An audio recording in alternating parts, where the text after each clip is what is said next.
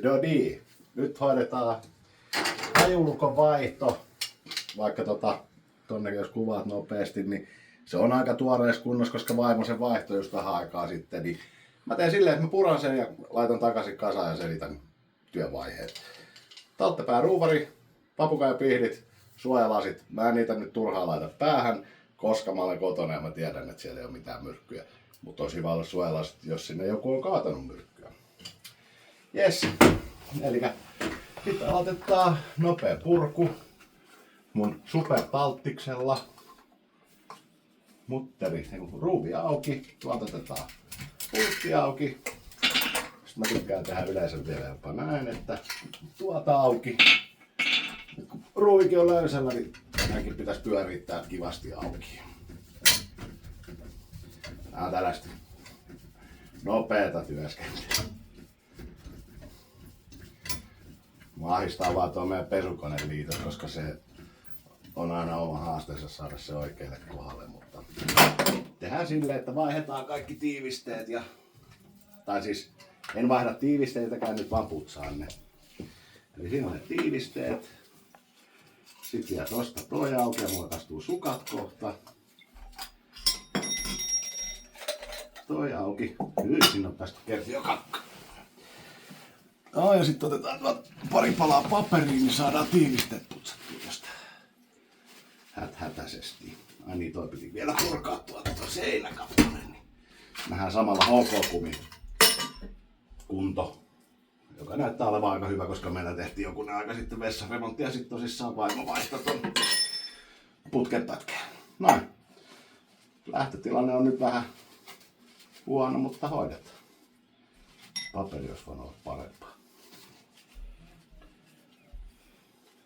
Ja tuosta työkaluistahan puuttu putkileikkuri, mutta kun ei tarvitse katkaista, kun se nyt sattuu olemaan suoraan oikein mittainen. Itse käytän töissä putkileikkuri pitkälti. No niin, eli nyt olisi kyseessä uusi hajulukko. Otetaan parempi aseto. Eli siinä on tuo. Tätä tiivistettä ei kannata unohtaa, koska se on aika tärkeä. Olen sen vaimollekin opettanut muutaman kerran, että se on aika tärkeä. Kaikkea ei voi muistaa. Kasataan se siitä semmoiselle sopivalle kireydelle, että se saa vielä kädellä auki.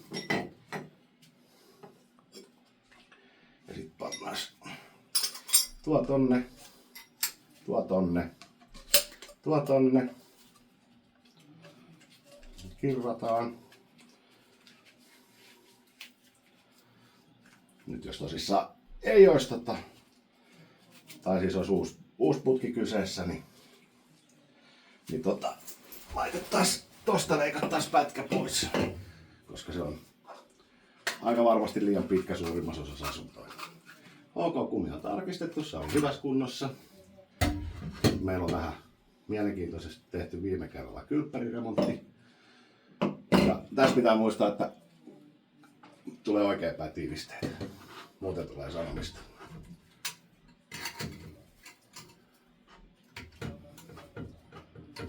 Noin. Pannaan toi. Tulee tohon ja toi tulisi tonne. Ja nyt pannaan koko paketti kasaan. Mun super mini ruuvari.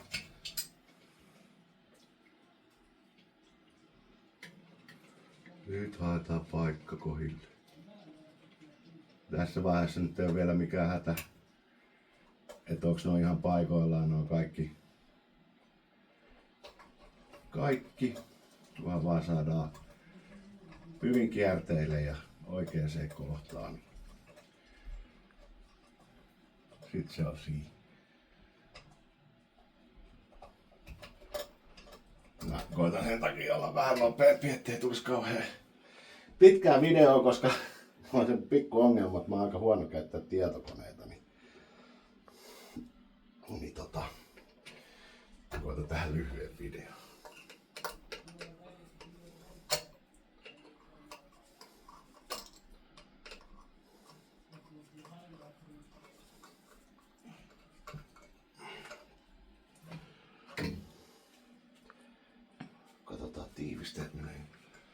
suurin piirtein oikein. Mitä sä tekisit roskille? Roskat siivotaan sitten jälkeen. Ja viedään kierrätykseen oikeisiin pisteisiin.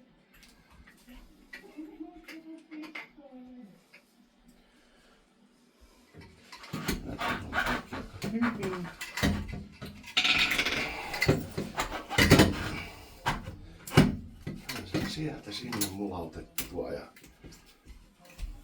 kiristettyä.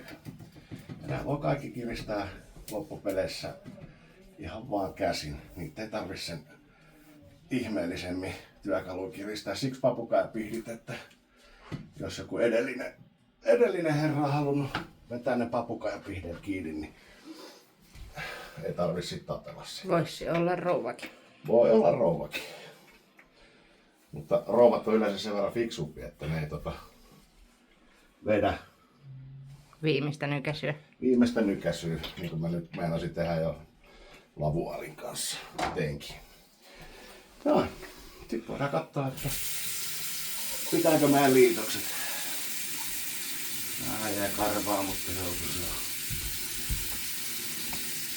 Hyvin näyttäisi vetävä. Nyt ei tarvi vähän aikaa taas putsatakaan sitä, kun se tuli tuossa samalla rysäyksessä putsattu. Mutta niin kuin sanoin, kaikki kohdat pitää, vaikka ne on käsin kiristetty. Kiitos näkemiin, toivottavasti tää riittää.